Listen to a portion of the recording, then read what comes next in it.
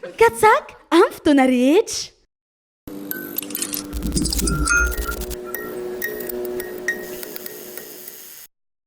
Première chose, c'est contre qui on joue, le Burundi. Moi, j'ai visionné ça ce matin. Je recommence après la conférence de presse ici présente. Je revisionne une deuxième fois le match Burundi-Nigeria. D'accord. Première chose à prendre en compte, le Burundi joue comment par rapport à la Guinée? Il y a une différence tactique déjà.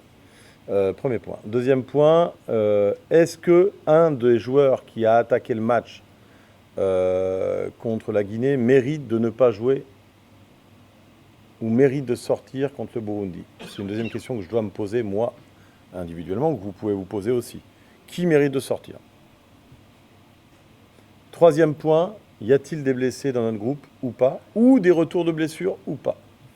Là, il est trop tôt, à 3 jours du match, pour dire les choses. Il y aura peu de changements s'il y a changement.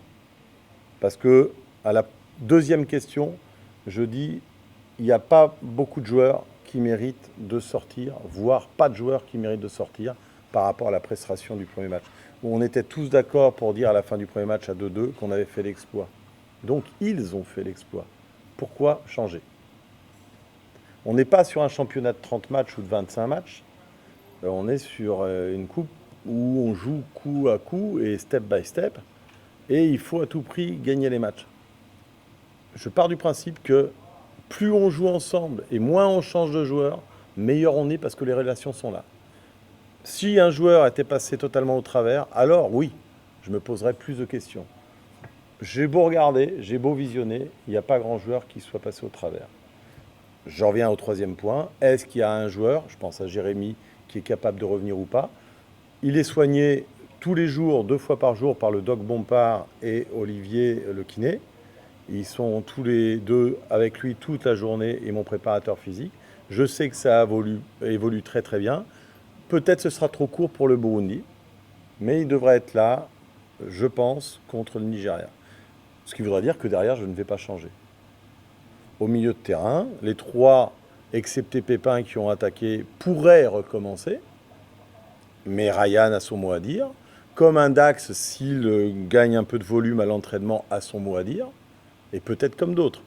Devant, maintenant, est-ce que Paulin, contre le Burundi, a plus de chances de passer que contre le physique des Guinéens?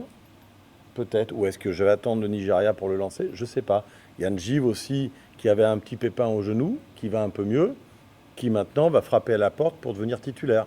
On attend tout ça. J'attends de voir l'entraînement de ce soir à 17h. J'attends de voir l'entraînement de demain à 17h. Et j'attends de voir le dernier entraînement de mercredi à 17h pour définir le groupe et l'équipe. Là, vous avez vu qu'on a joué un 4-3-3 quasiment. Hein. Je trouve très clairement que Abel excelle dans ce rôle de sentinelle devant la défense. Le Burundi va nous opposer un 4-4-2. En tout cas, ils ont joué comme ça contre le Nigeria.